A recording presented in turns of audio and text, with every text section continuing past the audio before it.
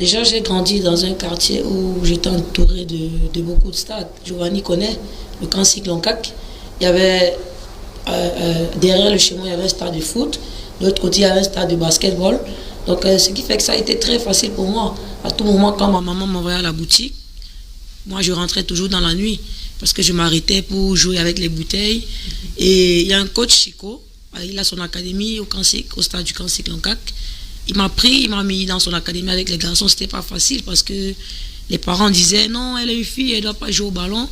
Le coach est venu, il a dit laissez-la, elle va s'entraîner et on va voir ce que ça va donner.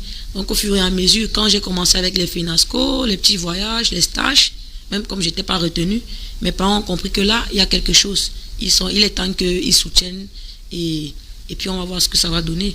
Donc j'ai cru en moi, j'ai travaillé, j'ai eu des gens qui m'ont vraiment accompagné et qui m'ont dit tu peux le faire.